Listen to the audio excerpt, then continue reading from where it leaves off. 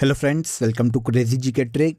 तो आइए daily current affairs की सीरीज़ को आगे बढ़ाते हैं और आज के इस वीडियो में हम 20 सितंबर 2023 के सभी करंट अफेयर्स को एक एक करके यहाँ पर डिस्कस कर लेते हैं। वीडियो में एंड तक बने रहिएगा। वीडियो पसंद आए तो वीडियो को लाइक और शेयर कर दीजिएगा। आज के करंट अफेयर का सबसे पहला क्वेश्चन देखिए, हाल ही में घोषित भारत का 42वां विश्व धरोहर स्थल होयसल के पवित्र मंदिर समूह किस राज्य में स्थित है? तो देखिए, भारत में होयसल के पवित्र मंदिर समूहों को भारत का 42वां विश्व धरोहर स्थल यूनेस्को के द्वारा घोषित किया गया है, जो कि भारत के कर्नाटक राज्य में स्थित है। आंसर भी हो जाएगा। देखिए, कर्नाटक में बेलूर, हेलेबीड और सोमनाथपुरा के प्रसिद्ध होयसल के पवित्र मंदिर समूहों को हाल ही में यूनेस्को की विश्व धरोहर सूची में शामिल किया गया है। यहाँ पर आपको ये याद रखना चाहिए कि ये भारत का 42वां यूनेस्को विश्व धरोहर स्थल है। अब देखिए, होयसल के पवित्र मंदिर समूहों की बात करें तो ये भगवान शिव को समर्पित है और इस मंदिर समूह का निर्माण 1150 ईस्वी में होयसल राजा के द्वारा काले पत्थरों का उपयोग करके बनवाया गया था। इस मंदिर में हिंदू धर्म से संबंधित देवी देवताओं के चित्र और मूर्तियों को उकेरा गया है। तो होयसल के पवित्र मंदिर, जो कि कर्नाटक राज्य में स्थित है, इन्हें भारत का 42वां यूनेस्को विश्व धरोहर स्थल घोषित किया गया है। आप सभी जानते हैं, लास्ट सेशन में हमने डिस्कस किया था कि शांति निकेतन, जो कि पश्चिम बंगाल में स्थित है, इसे हाल ही में देखिए भारत का 41वां विश्व धरोहर स्थल घोषित किया जा चुका है। अब भारत में 42 विश्व धरोहर स्थल हो चुके हैं, जो कि यूनेस्को के द्वारा घोषित किए गए हैं। वैसे मैंने आपको वर्ल्ड हेरिटेज साइट का दर्जा कब दिया जाता है, लास्ट सेशन में भी बताया था। यूनेस्को के बारे में भी हमने डिस्कस किया था कि यूनेस्को की स्थापना 16 नवंबर 1945 को की गई थी और इसका मुख्यालय फ्रांस के पेरिस में स्थित है। एंड्रो एंजोले वर्तमान में इस संस्था के डायरेक्टर जनरल के पद पर हैं। तो होयसल के पवित्र मंदिर समूह, जो कि कर्नाटक में स्थित है, इन्हें भारत का 42वां यूनेस्को विश्व धरोहर स्थल घोषित किया गया है। देखिए दोस्तों, अगर आपको मंथली करंट अफेयर्स की डिटेल पीडीएफ लेना है तो आप रूट एप्लीकेशन या क्रेजी जीके ट्रिक एप्लीकेशन से डाउनलोड कर सकते हैं। साथ ही आप वीडियो के कमेंट बॉक्स में भी लिंक दिया हुआ है, जहां से क्लिक करके आप ले सकते हैं। इन मंथली करंट अफेयर्स पीडीएफ में देखिए पूरे मंथ के जो सबसे ज्यादा एग्जाम रिलेवेंट क्वेश्चन होते हैं, उन क्वेश्चन को यहाँ पर डिटेल के साथ प्रोवाइड किया गया है, जो एग्जाम के लास्ट टाइम रिविजन में आपको बहुत हेल्प करता है। तो एक बार जरूर क्लिक करें। चलिए आगे बढ़ते हैं। नेक्स्ट क्वेश्चन देखिए, पर्युषण पर्व किस धर्म से संबंधित है? तो हाल ही में सुर्खियों में है पर्युषण पर्व, जो कि देखिए जैन धर्म की एक प्रथा है। हर साल भाद्रपद माह में जैन धर्म के श्वेतांबर जैन और दिगंबर जैन समाज के लोग पर्युषण पर्व को धूमधाम से मनाते हैं। इस साल देखिए यह जो पर्व है जैन धर्म का 18 सितंबर से शुरू हो रहा है। देखिए, पर्युषण वर्ड को अगर हम डिकोड करें तो ये दो शब्दों से मिलकर बना है, एक है परि और एक है उषण। इसमें परि का अर्थ होता है चारों ओर से और उषण का अर्थ होता है धर्म की आराधना। मतलब चारों ओर से धर्म की आराधना का पर्व ही पर्युषण पर्व के नाम से जाना जाता है। किस धर्म से संबंधित है? तो जैन धर्म से संबंधित है। दिगंबर जैन पर्युषण पर्व को 10 दिन तक मनाते हैं, जबकि श्वेतांबर जैन धर्म के लोग इसे 8 दिन तक मनाते हैं। तो पर्युषण पर्व का संबंध जैन धर्म से है। नेक्स्ट क्वेश्चन देखिए, अभ्यास ऑपरेशन सजग का आयोजन किस सुरक्षा बल के द्वारा किया गया? तो हाल ही में देखिए भारत के पश्चिमी तट पर ऑपरेशन सजग अभ्यास का आयोजन भारतीय तटरक्षक बल मतलब इंडियन कोस्ट गार्ड के द्वारा किया गया है। आंसर डी हो जाएगा। इंडियन कोस्ट गार्ड के द्वारा भारत के पश्चिमी समुद्र तट पर अभ्यास ऑपरेशन सजग का आयोजन किया गया। देखिए, भारतीय तटरक्षक बल के सुरक्षा अभ्यास में सीमा शुल्क, समुद्री पुलिस, बंदरगाह और भारतीय नौसेना के 118 जहाजों को सम्मिलित किया गया था। तटीय सुरक्षा को मजबूत करना इस अभ्यास ऑपरेशन सजग का मुख्य उद्देश्य है। आयोजन किसके द्वारा किया गया, ये भी याद रखिएगा। तो इसका आयोजन भारत के पश्चिमी समुद्री तट पर इंडियन कोस्ट गार्ड के द्वारा किया गया था। अब इंडियन कोस्ट गार्ड की बात करें तो देखिए, शांति काल में भारतीय समुद्र की सुरक्षा करने के उद्देश्य से भारतीय तटरक्षक बल की स्थापना 1 फरवरी 1977 में की गई थी। इसका हेडक्वार्टर नई दिल्ली में स्थित है। वयम रक्षाम इसका आदर्श वाक्य है और राकेश पाल वर्तमान में इस संस्था के डायरेक्टर जनरल के पद पर हैं। 19वें एशियाई गेम्स का आयोजन कहाँ किया जा रहा है? 19वें एशियाई गेम्स 2023 में चीन के हांगझू में आयोजित किए जा रहे हैं। कब से कब तक आयोजित किए जाएंगे? तो चीन के हांगझू में 19वें एशियाई गेम्स का आयोजन 23 सितंबर से लेकर 8 अक्टूबर 2023 तक किया जाएगा। देखिए, शुरुआत तो इन गेम्स की 23 सितंबर को की जाएगी, लेकिन कुछ गेम्स ऐसे भी हैं जैसे फुटबॉल, वॉलीबॉल, बीच वॉलीबॉल, ये ऐसे गेम्स हैं जो कि 19 सितंबर को ही शुरू किए जा चुके हैं। लेकिन अब ऑफिशियली 19वें एशियाई गेम्स की शुरुआत 23 सितंबर को चीन के हांगझू में की जाएगी। इसके पहले 18वें एशियाई खेलों का आयोजन 2018 में इंडोनेशिया की राजधानी जकार्ता में किया गया था और आगे चलकर 20वें एशियाई खेलों का आयोजन 2026 में जापान के नगोया में किया जाएगा। एशियाई गेम्स को ही एशियाड के नाम से जाना जाता है, जो कि एक महाद्वीपीय बहु खेल आयोजन है। हर 4 साल में इसका आयोजन किया जाता है। शुरुआत 1951 में की गई थी और आयोजन कौन करवाता है? तो एशिया ओलंपिक परिषद मतलब OCA के द्वारा एशियाई खेलों का आयोजन करवाया जाता है। 2023 में इनका आयोजन चीन के हांगझू में किया जा रहा है। इसके बाद देखिए, चर्चित टैंक रोधी माइंस विभव का विकास किस संस्था द्वारा किया गया है? तो विभव जो कि चर्चित टैंक रोधी माइंस है फ्रेंड्स, इसका विकास DRDO के द्वारा किया गया है। आंसर ए हो जाएगा। इस टैंक रोधी माइंस विभव को भारतीय नौसेना ने अपने बेड़े में शामिल किया है। विकास DRDO मतलब defence research and development organisation के द्वारा किया गया। अब इस माइंस की बात करें तो देखिए, विभव माइंस प्लास्टिक से बनी हैं, जो इसे अलग अलग क्षेत्र की स्थितियों में भंडारण, हैंडलिंग और संचालन की आवश्यकताओं का सामना करने के लिए पर्याप्त क्षमता देती है, टिकाऊपन देती है, क्योंकि इसका निर्माण प्लास्टिक से किया गया है। तो भारतीय सेना के लिए ये काफ़ी इंपॉर्टेंट होने वाली है आगे चलकर, जिसे भारतीय सेना ने हाल ही में अपने बेड़े में शामिल किया है। निर्माण DRDO के द्वारा किया गया है। अब देखिए, DRDO का नाम आप सभी ने सुना होगा। भारत की रक्षा से जुड़े अनुसंधान कार्यों के लिए ये एक लीडिंग इंस्टीट्यूशन है, जिसकी स्थापना 1958 में की गई थी। हेडक्वार्टर नई दिल्ली में स्थित है और डॉक्टर समीर V कामत वर्तमान में इस संस्था के चेयरमैन है। टैंक रोधी माइंस विभव का विकास DRDO के द्वारा किया गया है। ओके, तो देखिए, यहाँ तक के सभी क्वेश्चन आपको इजीली समझ में आ गए होंगे। अब आ जाइए आज की कंट्री इन न्यूज़ में हम यूरोप महाद्वीप के देश पुर्तगाल को डिस्कस कर लेते हैं। पुर्तगाल की कैपिटल लिस्बन है। यूरो यहाँ की ऑफिशियल करेंसी है। मार्सेलो रेबेलो डी सूसा यहाँ के प्रेसिडेंट के पद पर हैं। पड़ोसी देशों की बात करें तो देखिए, पुर्तगाल की सीमा पूर्व में स्पेन से और पश्चिम में अटलांटिक महासागर से टच होती है। फुटबॉल खिलाड़ी रोनाल्डो के लिए आप पुर्तगाल को जानते होंगे। रोनाल्डो जो कि बहुत ही फेमस फुटबॉल खिलाड़ी हैं, वो पुर्तगाल से बिलोंग करते हैं। पुर्तगाल में वर्तमान में 17 यूनेस्को साइट है, जिसमें बटाल्हा का मठ, ट्रोनोमाइट्स का मठ और बेलेम का टावर शामिल है। वैसे अगर हम देखिए इसकी लोकेशन देखें, ज्योग्राफिकल कंडीशन देखें, तो ये इबेरियन प्रायद्वीप में स्थित है, जिसमें पुर्तगाल के साथ साथ स्पेन भी शामिल है। पुर्तगाल की सबसे लंबी नदी टेगस नदी है। माउंट पीकू सबसे ऊंची चोटी है पुर्तगाल की।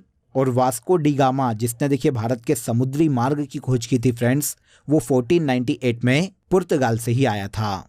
तो यह है यूरोप का देश पुर्तगाल, जिसके सारे फैक्ट इंपॉर्टेंट है, यहाँ पर मैंने आपको बता दिए हैं। नेक्स्ट क्वेश्चन पर आइए। लोकसभा में महिला आरक्षण बिल नारी शक्ति वंदन अधिनियम किसने पेश किया है? तो देखिए, हाल ही में सुर्खियों में रहा महिला आरक्षण बिल, जिसे नारी शक्ति वंदन अधिनियम के नाम से पेश किया गया है। इसे हाल ही में लोकसभा में केंद्रीय कानून मंत्री अर्जुन मेघवाल के द्वारा पेश किया गया। आंसर बी हो जाएगा।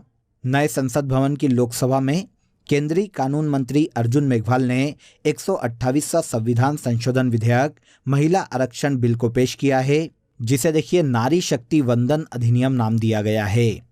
इसका उद्देश्य लोकसभा और राज्य की विधानसभाओं में महिलाओं की भागीदारी का विस्तार करना है और महिला आरक्षण को बढ़ावा देना है। अगर ये अधिनियम देश में लागू होता है तो देखिए लोकसभा और राज्य की विधानसभाओं में महिलाओं को 33% आरक्षण प्रदान किया जाएगा। वर्तमान परिस्थिति की बात करें तो वर्तमान में लोकसभा में 82 महिला सांसद है। अगर महिला आरक्षण बिल पास हो जाता है और इसे लागू कर दिया जाता है तो लोकसभा में देखिए जो महिला आरक्षित सीटों की संख्या है वो 181 तक हो जाएगी। तो महिलाओं के उत्थान के लिए, महिलाओं को सशक्त बनाने के लिए महिला आरक्षण बिल को हाल ही में लोकसभा में केंद्रीय कानून मंत्री अर्जुन मेघवाल के द्वारा पेश किया गया। सबसे पहली बार प्रधानमंत्री देवगौड़ा की सरकार में 1996 में इसे संसद में पेश किया गया था और आगे चलकर 2010 में इसे राज्यसभा में पास किया जा चुका था, लेकिन ये लोकसभा में पास नहीं हो पाया, इसलिए उस वक्त ये बिल रुक गया था और अब एक बार फिर से इसे लोकसभा में प्रस्तुत किया गया है। संयुक्त राष्ट्र महासभा के 78वें सत्र का आयोजन कहाँ किया जा रहा है? संयुक्त राष्ट्र महासभा के 78वें सत्र का आयोजन अमेरिका के न्यूयॉर्क में किया जा रहा है। आंसर ए हो जाएगा। 18 सितंबर से लेकर 26 सितंबर तक यूएसए के न्यूयॉर्क में यूनाइटेड नेशन जनरल असेंबली के 78 सेशन का आयोजन किया जा रहा है। इस साल 2023 में यूनाइटेड नेशन जनरल असेंबली के 78 सेशन के अगर अध्यक्ष की बात करें तो ये डेनिस फ्रांसिस हैं। यूनाइटेड नेशन के इस अधिवेशन में अफगानिस्तान के मौजूदा हालातों समेत अन्य अंतर्राष्ट्रीय मुद्दों पर चर्चा की जा सकती है। अब देखिए, यूनाइटेड नेशन जनरल असेंबली की बात करें तो ये यूनाइटेड नेशन के 6 अंगों में से एक है जो कि नीति निर्माण का कार्य करता है। इसकी स्थापना 1945 में की गई थी। मुख्यालय अमेरिका के न्यूयॉर्क में स्थित है और वर्तमान में 193 इसकी मेंबर कंट्री है। यूनाइटेड नेशन की ऑफिशियल लैंग्वेजेस की बात करें तो ये 6 है, जिसमें इंग्लिश, चीनी, रूसी, फ्रांसीसी, स्पेनी और अरबी शामिल है। यूनाइटेड नेशन जनरल असेंबली के 78 सेशन का आयोजन यूएसए के न्यूयॉर्क में किया जा रहा है। इसके बाद देखिए, हाल ही में किस राज्य सरकार द्वारा मुख्यमंत्री श्रमिक कल्याण योजना शुरू की गई? तो देखिए, मुख्यमंत्री श्रमिक कल्याण योजना की बात करें तो ये अरुणाचल प्रदेश गवर्नमेंट के द्वारा शुरू की गई है। अरुणाचल प्रदेश के सीएम पेमा खांडू ने श्रमिकों के कल्याण के लिए मुख्यमंत्री श्रमिक कल्याण योजना लॉन्च की, जिसके तहत देखिए मजदूर या श्रमिकों का जो परिवार है उन्हें मातृत्व लाभ बढ़ाकर 1000 से 6000 रुपये दिया जाने वाला है। अगर श्रमिकों की नेचुरल डेथ हो जाती है तो इस केस में जो मुआवजा है वो 50,000 रुपये से बढ़ाकर 2 लाख रुपये तक दिया जाएगा और दुर्घटना में अगर डेथ हो जाती है तो ये मुआवजा 1 लाख रुपये से बढ़ाकर 4 लाख रुपये तक कर दिया गया है। इसके अलावा मुख्यमंत्री श्रमिक कल्याण योजना के तहत श्रमिकों के बच्चों में खेलकूद को बढ़ावा देने के उद्देश्य से राज्य स्तरीय प्रतियोगिता या प्रतिस्पर्धा में अगर कोई स्वर्ण पदक जीतता है तो इसके लिए 15,000 रुपये, रजत पदक के लिए 10,000 रुपये और अगर कोई ब्रॉन्ज मेडल जीतता है तो उसे 8,000 रुपये तक की राशि प्रदान की जाएगी। तो ऑल ओवर देखा जाए तो ये राज्य में जो लेबर हैं, जो श्रमिक हैं, उनके उत्थान से संबंधित है, जिसे मुख्यमंत्री श्रमिक कल्याण योजना नाम दिया गया है। किस राज्य की है? तो ये अरुणाचल प्रदेश राज्य की है। नेक्स्ट क्वेश्चन है, भारत की G20 अध्यक्षता पर पीपल्स G20 नामक ई बुक का अनावरण किसने किया? तो भारत की G20 अध्यक्षता पर बेस पीपल्स G20 नामक ई बुक का अनावरण हाल ही में अपूर्व चंद्रा के द्वारा किया गया है। ये कौन है? तो देखिए, Apurva Chandra ministry of information and broadcasting के सचिव के पद पर हैं। हाल ही में इन्होंने नई दिल्ली में भारत की G20 अध्यक्षता पर आधारित पीपल्स G20 नामक ई बुक का अनावरण किया है। इस बुक में देखिए भारत की G20 अध्यक्षता की पूरी जो जर्नी है उसका विवरण दिया गया है। अब अगर हम यहाँ पर ministry of information and broadcasting की बात करें तो ये भारत सरकार की एक शाखा है जो कि सूचना प्रसारण, प्रेस और फिल्मों से संबंधित नियम, विनियमन या कानूनों के निर्माण करने के लिए कार्य करती है। भारत में वर्तमान में सूचना और प्रसारण मंत्री के पद पर अनुराग ठाकुर है, इसे भी याद रखिएगा। इसके बाद आज के करंट अफेयर का सबसे लास्ट क्वेश्चन देखिए, भारत की पहली मानव युक्त पनडुब्बी का नाम क्या है? भारत की पहली मानव युक्त पनडुब्बी की बात करें तो इसका नाम मत्स्य 6000 है फ्रेंड्स। आंसर भी हो जाएगा, ये भारत की पहली मानव युक्त पनडुब्बी है। इस पनडुब्बी का निर्माण देखिए राष्ट्रीय महासागर प्रौद्योगिकी संस्थान, जिसे NIOT चेन्नई के नाम से जाना जाता है, इसके द्वारा किया गया है। ये जो पनडुब्बी है देखिए, ये समुद्र के अध्ययन के साथ ही समुद्र में खनिजों का पता लगाने के लिए डिजाइन की गई है। इस पनडुब्बी के माध्यम से 3 भारतीयों को महासागर में देखिए 6000 मीटर की गहराई तक ले जाया जाएगा ताकि वो इसका अनुभव कर सके और इसके अलावा अलग अलग मेटल्स जो कि समुद्र या सी की तलछटी में पाए जाते हैं उनका अध्ययन किया जा सके। तो भारत की पहली मानव युक्त पनडुब्बी को मत्स्य 6000 नाम दिया गया है क्योंकि ये 6000 मीटर की समुद्री गहराई तक लेकर जाएगी, इसी आधार पर इसका नाम रखा गया है। क्लियर? तो यहाँ पर देखिए हमने 20 सितंबर 2023 के सभी करंट अफेयर्स को डिटेल में समझ लिया। अब आ जाइए आज की फैक्ट शीट में। हम कल के सेशन के टॉपिक को आगे बढ़ाते हैं, जहां पर देखिए हम मेजर सिंबल्स को डिस्कस कर रहे थे, जो कि अलग अलग चीज़ों के प्रतीक चिन्ह हैं। सबसे पहला देखिए रेड ट्रायंगल की बात करें, लाल त्रिकोण की बात करें तो ये परिवार नियोजन का प्रतीक है। शांति का प्रतीक है कबूतर पक्षी। लाल प्रकाश या रेड लाइट खतरा या यातायात को रोकने का प्रतीक है।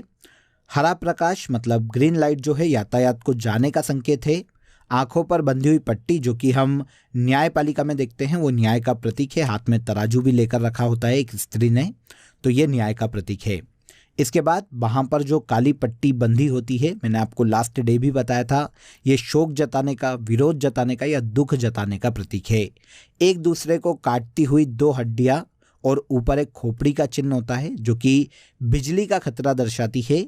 चक्र जो होता है प्रगति का प्रतीक है, जो कि हमारे नेशनल फ्लैग में भी देखने को मिलता है। ऑलिव की जो शाखा है वो शांति का प्रतीक है, जो कि यूनाइटेड नेशन के जो फ्लैग है उसमें देखने को मिलता है।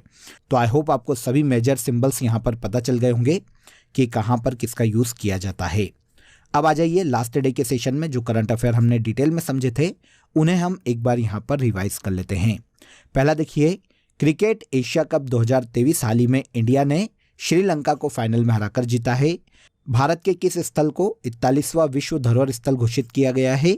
तो अभी हमने बात की है, लास्ट सेशन में भी की थी, यह है शांति निकेतन जो कि पश्चिम बंगाल में स्थित है। डायमंड लीग फाइनल्स में नीरज चोपड़ा ने सिल्वर मेडल अपने नाम किया है। जम्मू कश्मीर के उधमपुर रेलवे स्टेशन का नाम बदलकर शहीद कैप्टन तुषार महाजन रेलवे स्टेशन कर दिया गया है। इसके बाद ISSF निशानेबाजी वर्ल्ड कप 2023 में भारत की एला वेनिल ने गोल्ड मेडल अपने नाम किया है। टाइम मैगजीन की दुनिया की टॉप 100 कंपनियों की लिस्ट में भारतीय कंपनी इन्फोसिस 64 नंबर पर है। हाल ही में 84 कलाकारों को संगीत नाटक अकादमी अमृत पुरस्कार प्रदान किया गया। इसके बाद चर्चित ली तूफान अटलांटिक महासागर मतलब उत्तरी अटलांटिक महासागर में देखने को मिला है। Formula 1 race Singapore grand prix 2023 Carlos Sainz junior ने अपने नाम की है। लास्ट देखिए, सिंगापुर की Lee Kuan Yew exchange fellowship से असम के CM हेमंत बिस्वा शर्मा को सम्मानित किया गया है। तो ये सभी ऐसे करंट अफेयर हैं जो कि हमने लास्ट सेशन में डिटेल में समझे थे। अब देखिए आज के लिए आपका क्वेश्चन ऑफ द डे है, मातानी पछेड़ी हस्तशिल्प कला को हाल ही में GI टैग दिया गया, यह किस राज्य से संबंधित है? कमेंट में ज़रूर बताइएगा। काफ़ी बार मैंने आपको ये पढ़ाया है, तो कमेंट में बताइएगा कि मातानी पछेड़ी हस्तशिल्प कला भारत के किस राज्य से संबंधित है। इसके अलावा दोस्तों आप सभी के लिए एक इम्पॉर्टेंट अपडेट है।